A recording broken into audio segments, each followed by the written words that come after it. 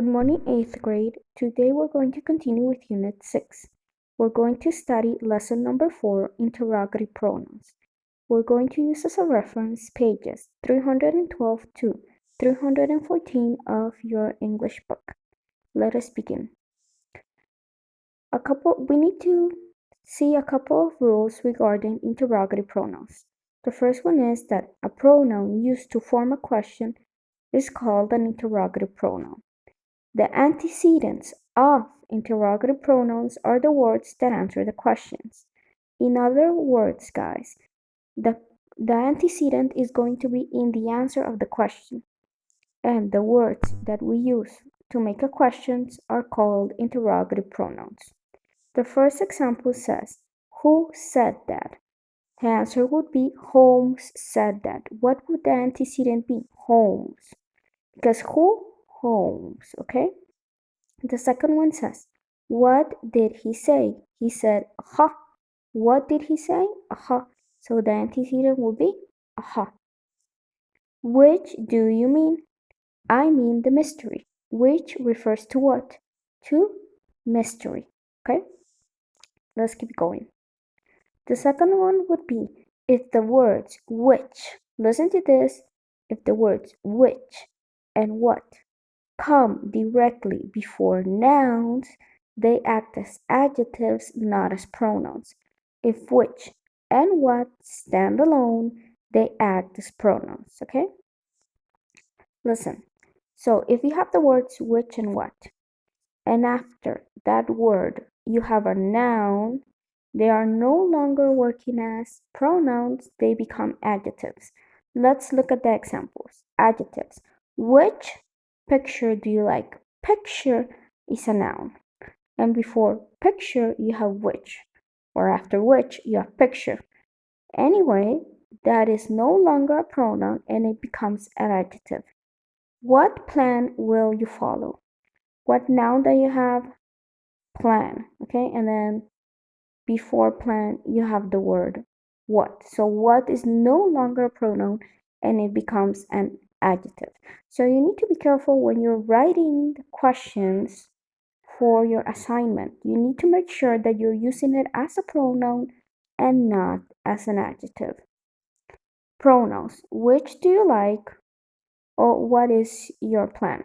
In the first one, after which you have do, and the second one, after what you have is. And they are not nouns, okay? The third rule says the interrogative pronoun who. The pronoun who has different forms to reflect case, depending how you use it in a sentence. There are two forms, who and whom, and sometimes we get confused on how to use them. So I'm going to explain how to use it.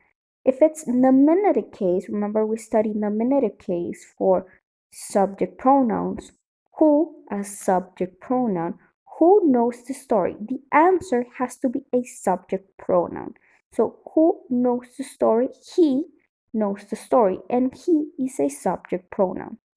Objective case, whom. Whom answers an object pronoun.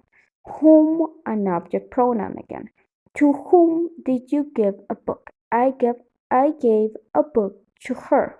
Her is an object pronoun. So again, when you're answering the question who, the answer is going to be a subject pronoun. When you're asking the question whom, in the answer you're going to find an object pronoun. Okay? Let's keep going. 4. To help you decide whether to use who or whom, turn the question into a statement. Substitute he or she for who and use him or her in place of whom to see which case is correct. In other words, okay, if we need to make the question into a statement, okay, and we're going to substitute the word he or she for who because they're subject pronouns, and the word him or her for whom because that is an object pronoun. Let's look at an example so you can get a clear understanding. Examples. A question would be, whom will we pick?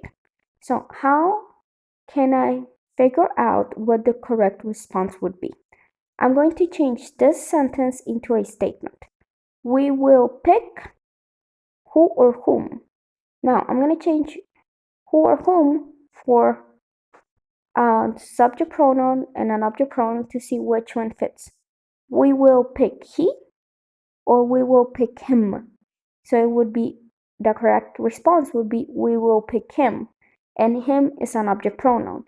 So for the response has an object pronoun, we are going to use whom.